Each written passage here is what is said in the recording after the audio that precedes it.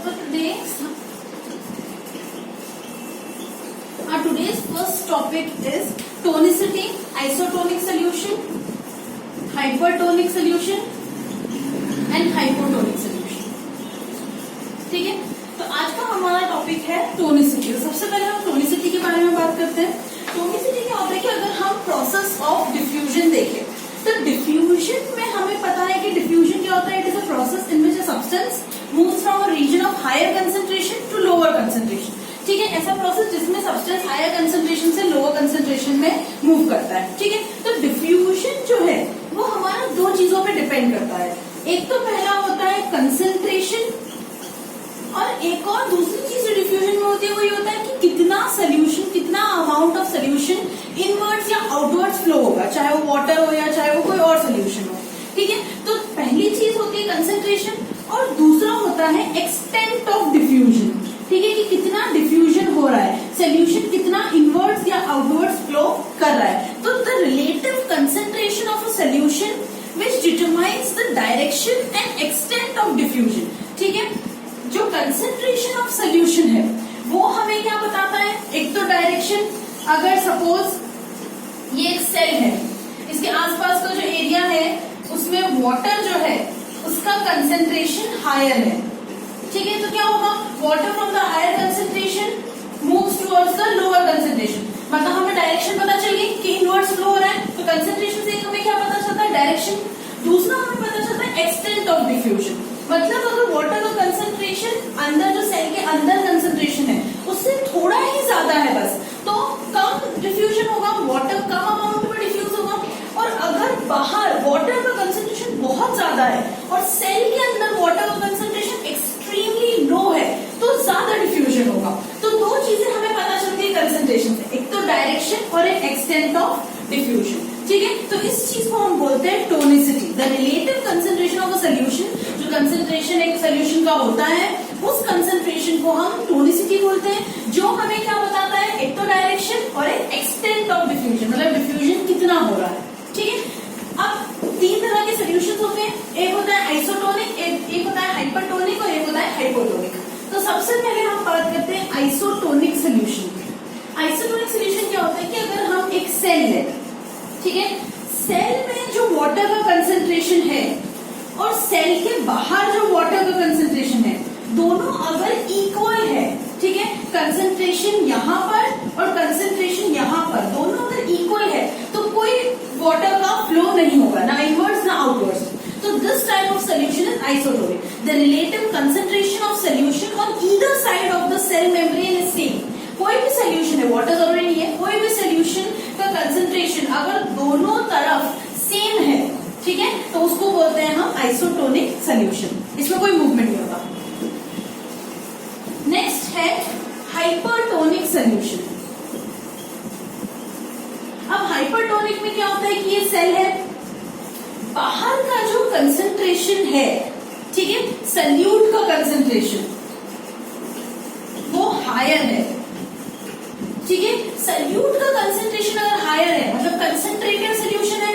Concentrated solution में क्या होता है कि वाटर जो होता है वो कम होता है, लेस होता है, वाटर का कंसंट्रेशन कम होगा कंसंट्रेटेड सोल्यूशन में। अगर सोल्यूट ज्यादा है मतलब वाटर कम है, वाटर कम है तो सेल के कंपैरिजन में बाहर का जो एरिया है सराउंडिंग उसमें वाटर का कंसंट्रेशन कम है।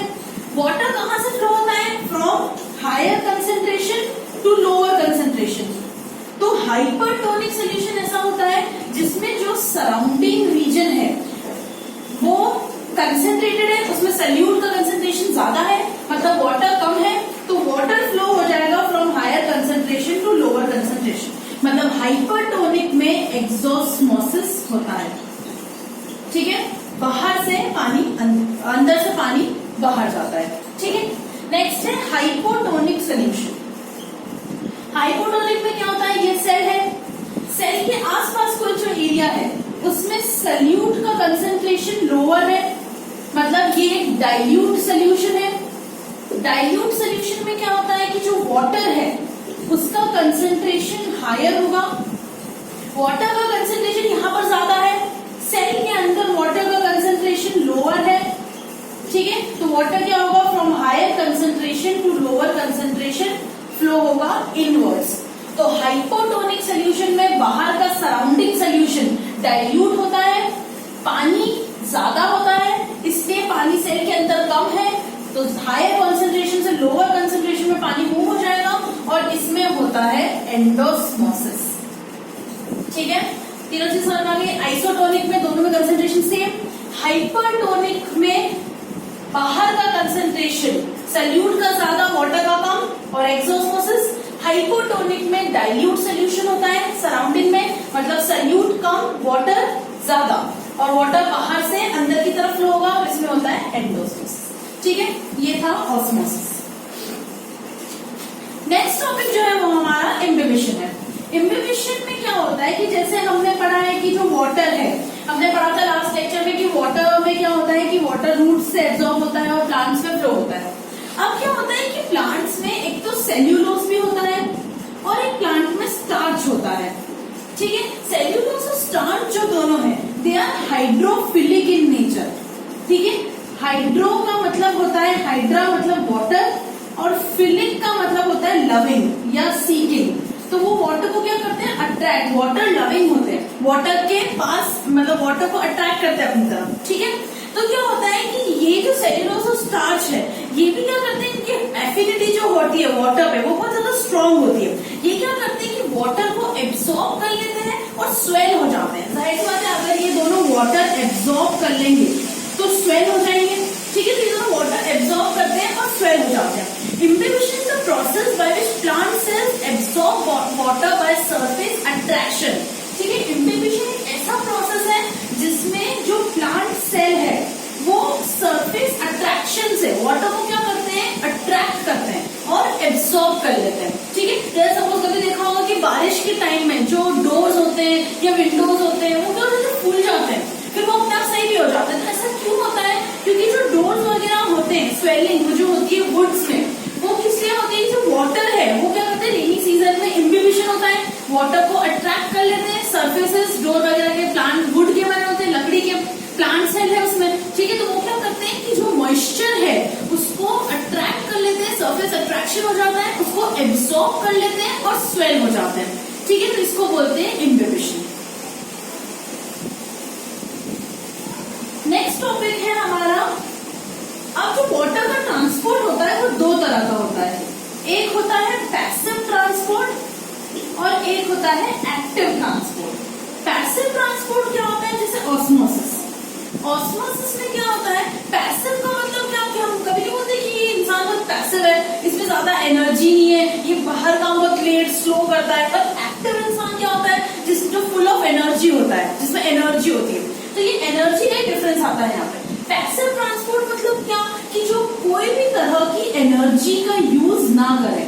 ठीक है, मतलब क्या, ऑस्मोसिस में क्या होता है कि कोई एनर्जी यूज नहीं होती, डायरेक्ट वाटर जो है या कोई भी वाटर जो है वो क्या होता है, हायर कंसंट्रेशन से लोअर कंसंट्रेशन में फ्लो हो जाता है।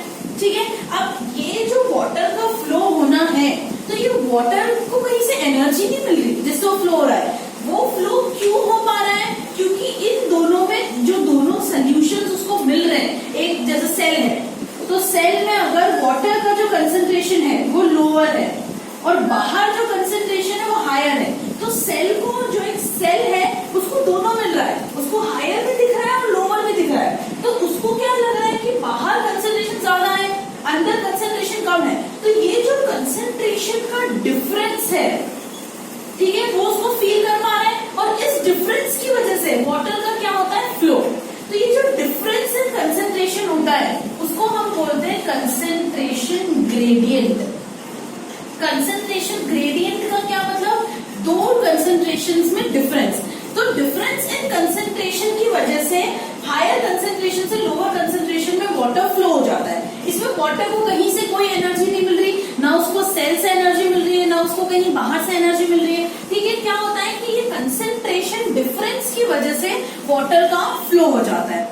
लेकिन एक्टिव ट्रांसपोर्ट में ऐसा नहीं होता, ये पैसिव ट्रांसपोर्ट है। एक्टिव ट्रांसपोर्ट में क्या होता है कि उसको एनर्जी चाहिए होती है। अब ये एनर्जी उसको क्यों चाहिए, तो देखो क्या होता है, the ions of certain elements such as nitrate, sulfate, manganese etc. cannot easily pass through the cell membrane of root cells ठीक है, this is because the concentration is higher inside the root cells than in surrounding soil water. अब क्या होता है कि ये root cell है, अब कुछ आयंस ऐसे होते हैं और इसके आसपास सॉइल है, कुछ आयंस है जैसे नाइट्रेट्स, मैंगनीज, सल्फेट्स, इन सब का जो कंसेंट्रेशन है वो रूट सेल में हायर होता है और सॉइल में लोअर होता है। ठीक है, ऐसा ही होता है, रूट सेल में नाइट्रेट, सल्फेट्स, इन सब का कंसेंट्रेशन ज्यादा होता है और सॉइल में कम होता है।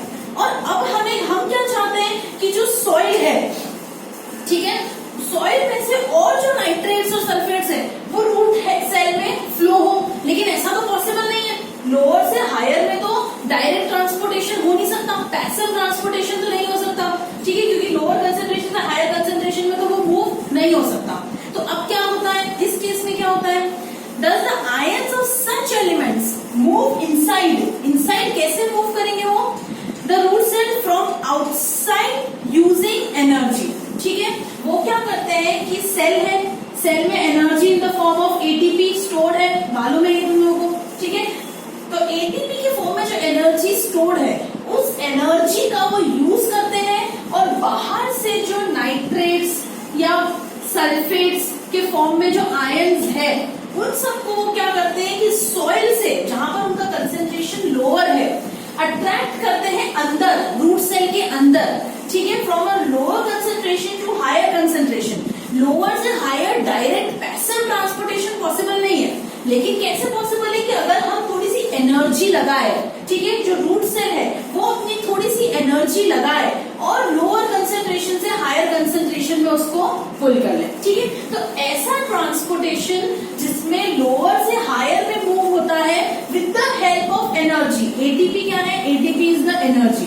तो एनर्जी की मदद से लोअर कंसेंट्रेशन से हायर कंसेंट्रेशन में अगर न्यूट्रिएंट्स या जो भी सल्यूट है वो मूव हो जाए, ठीक है, उसको बोलते हैं हम एक्टिव ट्रांसपोर्ट। ठीक है, तो दो तरह की ट्रांसपोर्टेशन है, एक्टिव एंड पैसिव।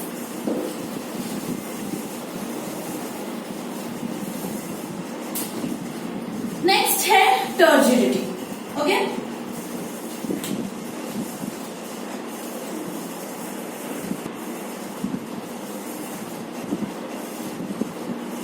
अच्छा, हमारा नेक्स्ट टॉपिक है टर्जिडिटी। ओके, टर्जिडिटी में क्या होता है कि हमने कल एक चीज पढ़ी थी कि ये वैक्यूल है, ठीक है, ये वैक्यूल है, ये जो बाहर का है ये सेल वॉल है, ठीक है, और ये वैक्यूल के अंदर एक सब्सटेंस फिल्ड होता है जिसको हम बोलते हैं सेल सैक। हमने ये पढ़ा था कि जो सेल सैक होता है उसमें जो सॉल्ट का कंसेंट्रेशन है वो बहुत ज्यादा होता है। ठीक है, सॉल्ट या फिर जो आयंस है, ये सब, इन सब का जो कंसेंट्रेशन है, सॉल्ट, शुगर्स, इन सब का कंसेंट्रेशन इसमें बहुत ज्यादा होता है, बहुत हाई होता है। ठीक है, अब हम ये अस्यूम कर लेते हैं कि ये जो सेल है ये cell is surrounded by water. ठीक है, ये सेल के आसपास वाटर है, पानी है। ठीक है, तो अब क्या होता है कि यहाँ पे जो सोल्यूशन फिल्ड है वो बहुत कंसेंट्रेटेड है, उसमें सॉल्ट, शुगर बहुत ज्यादा है। कंसेंट्रेटेड सोल्यूशन का क्या मतलब कि जो वाटर है यहाँ पर इस एरिया में बहुत कम है, बहुत लेस है। ठीक है, लेस वाटर है अंदर, और बाहर जो वाटर है, सेल जो है वो चारों तरफ से पानी से घिरा हुआ है, सराउंडेड है। तो जो वाटर आउटसाइड है वो बहुत ज्यादा है, बहुत ज्यादा कंसेंट्रेशन में है। ठीक है, हायर कंसेंट्रेशन है वाटर का, और अंदर वाटर का कंसेंट्रेशन बहुत कम है, बहुत लेस है। ठीक है, तो अब क्या होगा, बाय ऑस्मोसिस वाटर जो है वो रीजन ऑफ हायर कंसेंट्रेशन से रीजन ऑफ लोअर कंसेंट्रेशन में फ्लो होगा। ठीक है, water enters the cell by osmosis. ये जो रेड एरोज है, ठीक है, रेड एरोज ये बता रहे हैं कि वाटर क्या होगा, अंदर की तरफ फ्लो होगा। अब वाटर अंदर इसमें भरना चालू होगा तो ये जो वैक्यूल है ये क्या होने लगेगा, एक्सपांड होने लगेगा। मतलब अगर वैक्यूल की साइज इतनी थी तो उसकी साइज अब क्या हो जाएगी, बढ़ जाएगी। ठीक है, वैक्यूल एक्सपांड होगा, वाटर उसके अंदर फिल होगा तो वैक्यूल एक्सपांड हो जाएगा।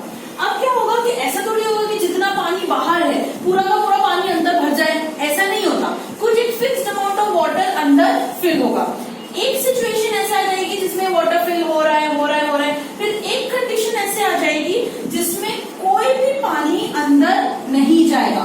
ठीक है, no more water can move inside the vacuole या inside in the cell sac. ठीक है, तो इस सेल सैक में और वाटर अंदर जाने की गुंजाइश, अंदर जाने की इसकी कैपेसिटी नहीं रहेगी। तो ये सिचुएशन जिसमें वाटर में रखें तो उसके आसपास का जो पानी है वो कुछ एक सर्टेन अमाउंट तक अंदर जाए, from a region of higher concentration to lower concentration, और कुछ अमाउंट के बाद जब और ज्यादा पानी उसके अंदर नहीं जा सकता, उस सिचुएशन को हम बोलते हैं टर्जिडिटी। ठीक है, such a cell can not accommodate any more water and is called turgid. ऐसा सेल एक सर्टेन अमाउंट ऑफ वाटर को अंदर जाने देगा और फिर कुछ टाइम बाद उसकी जो कैपेसिटी है वो खत्म हो जाएगी और वो और ज्यादा पानी को अपने अंदर नहीं आने देगा, और इस सिचुएशन को हम बोलते हैं टर्जिडिटी।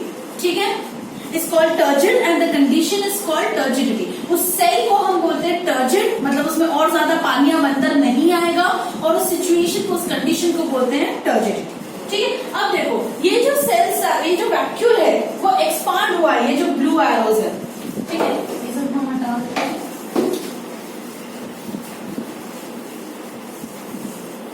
ये जो ब्लू एरोज है ये क्या बता रहे हैं कि सेल के अंदर अगर पानी भरेगा और सेल एक्सपांड होगा तो क्या होगा कि ये जो वैक्यूल है ये बाहर की तरफ प्रेशर एक्सर्ट करेगा। अगर ये इसकी साइज इतनी थी, अब अगर ये एक्सपांड होगा तो सेल वॉल तो ऐसे थोड़े हो कि वो और ज्यादा बड़ी है। ठीक है, ये वैक्यूल जो है वो अगर एक्सपांड होगा तो क्या होगा, सेल वॉल के ऊपर एक प्रेशर एक्सर्ट करेगा। ठीक है, तो the pressure of the cell against the cell wall is called turgor pressure. ठीक है, इसको हम बोलते हैं टर्जर प्रेशर, जो ये वैक्यूल सेल वॉल के ऊपर एक्सर्ट करता है, या सेल वॉल के ऊपर एक्सर्ट करता है। ठीक है, अब सेल वॉल जो है वो भी इसके ऊपर कुछ प्रेशर एक्सर्ट करेगी, उसको हम बोलते हैं वॉल प्रेशर। ठीक है, the cell wall, the pressure exerted by the cell wall on the cell contents. Cell wall cell contents पे जो प्रेशर एक्सर्ट करती है उसको हम बोलते हैं वॉल प्रेशर। ठीक है, नेक्स्ट टॉपिक हमारा रूट प्रेशर है। रूट प्रेशर हम आगे बढ़ेंगे जब हम सेल टू सेल ऑस्मोसिस पढ़ेंगे। Turgor pressure helps in opening and closing of stomata. ठीक है, अब हमने स्टोमेटा में क्या पढ़ा है, चलो हम देखते हैं। During photosynthesis glucose is synthesised from CO2 and water H2O. This causes an increase in the osmotic pressure of the contents of the guard cell. As a result, guard cells absorb more water from the neighboring cells and become turgid. ठीक है, photosynthesis में क्या होता है कि glucose कहाँ से बनता है, CO2 और H2O से। ठीक है, इसकी वजह से क्या होता है कि गार्ड सेल के ऊपर ऑस्मोटिक प्रेशर जो है वो इंक्रीज हो जाता है। ठीक है, contents of the guard cell, as a result guard cell absorb more water. ये जो गार्ड सेल्स होते हैं, जैसे हम अगर एक स्टोमेटा बनाए, ठीक है, ये दोनों जो है these both are guard cells. अब गार्ड सेल्स में क्या होता है कि गार्ड सेल्स पानी अपने आसपास का जो एरिया है वहां से पानी एब्जॉर्ब करते हैं। ठीक है, they absorb water from the region, surrounding region, and they become turgid. ठीक है, अब क्या होगा कि एक सर्टेन अमाउंट ऑफ वाटर को एब्जॉर्ब कर लेंगे, एब्जॉर्ब करने के बाद और ज्यादा पानी को एब्जॉर्ब नहीं कर पाएंगे, और उस सिचुएशन को क्या बोलते हैं, टर्जिडिटी, और वो क्या हो जाएंगे, टर्जिड हो जाएंगे। ठीक है, और ज्यादा पानी को एब्जॉर्ब नहीं कर पाएंगे। द हाई टर्जर प्रेशर, अब क्या होगा कि ये टर्जिड हो गए हैं। ठीक है, टर्जिड हो जाएंगे तो मतलब इनमें पानी कुछ फ्लो हुआ है, पानी फ्लो होगा तो इनका वॉल्यूम इंक्रीज होगा। तो इन दोनों का अगर वॉल्यूम इंक्रीज होगा तो टर्जर प्रेशर लगेगा। टर्जर प्रेशर मतलब जब पानी एंटर हो और जो सेल है वो एक्सपांड हो और सेल वॉल पे प्रेशर लगाए, ठीक है, उसको बोलते हैं टर्जर प्रेशर। तो ये गार्ड सेल्स मानो क्लोज थे, इनमें पानी एंटर हुआ तो ये क्या हो गए, एक्सपांड हो गए, और इनका वॉल्यूम जो है वो इंक्रीज हो गया, और ये क्या हो गए, बल्ज आउट। ठीक है, बाहर की तरफ बल्ज आउट हो गए। जब ये बल्ज आउट हो जाएंगे तो जो स्टोमेटा है वो क्या हो जाएगा, ओपन। ठीक है, पहले मान लो कि गार्ड सेल्स क्लोज थे, स्टोमेटा जो है वो क्लोज था। अब क्या हुआ, इनमें पानी एंटर हुआ, पानी एंटर हुआ तो ये क्या होगा, एक्सपांड, इनका वॉल्यूम बढ़ गया। वॉल्यूम बढ़ेगा तो ये टर्जर प्रेशर लगाएंगे। ठीक है, इनमें कुछ टर्जर प्रेशर लगेगा जिसकी वजह से ये इनका वॉल्यूम एक्सपांड हो जाएगा, ये बल्ज आउट हो जाएंगे, बाहर की तरफ निकलेंगे, और ये जो स्टोमेटा है ये ओपन हो जाएगा। ठीक है, अब रात के समय क्या होता है, फोटोसिंथेसिस नहीं होता। फोटोसिंथेसिस नहीं होता तो पानी जो है, पानी की शॉर्टेज हो जाती है, लीफ में पानी कम होता है। पानी कम होता है तो गार्ड सेल्स को क्या होगा, पानी नहीं मिलेगा। पानी नहीं मिलेगा तो जो गार्ड सेल्स की इनर वॉल है वो क्या हो जाती है, they become straight and the stomata are closed. जो इनर वॉल है ये गार्ड सेल्स की वो क्या हो जाती है, स्ट्रेट हो जाती है, क्योंकि उनको पानी नहीं मिलेगा और वो बंद रहेगी। ठीक है, नेक्स्ट है turgor movement in the sensitive plants mimosa pudica the stimulus of touch. अब कुछ सेंसिटिव प्लांट्स जैसे हम उनको हाथ लगाते हैं वो बंद हो जाते हैं। ऐसा क्यों होता है, क्योंकि जैसे हम उनको हाथ लगाते हैं तो उनका जो वाटर है, जो उनका टर्जर प्रेशर है, टर्जर प्रेशर मतलब जो बाहर की तरफ लगा रहे हैं जिसकी वजह से वो ओपन है, एक्सपांडेड है, तो वो क्या होता है कि जब हम उनको हाथ लगाते हैं तो वो जो टर्जर प्रेशर है जिसकी वजह से वो एक्सपांड हो रहे हैं, वो टर्जर प्रेशर को वो लूज कर देते हैं। टर्जर प्रेशर लूज हो जाएगा तो क्या होगा, at the base of the leaflets and leaves fold. Leaves क्या हो जाएंगे, टर्जर प्रेशर जो उनको होल्ड करके रख रहा है, एक्सपांड करके, टर्जर प्रेशर लूज हो जाएगा तो वो बंद हो जाएंगे। इसलिए जैसे हम उनको टच करते हैं वो कुछ फ्रैक्शन ऑफ सेकेंड्स में लीव्स बंद हो जाती है। ठीक है, क्योंकि उनका टर्जर प्रेशर लूज कर देते हैं और वो बंद हो जाते हैं।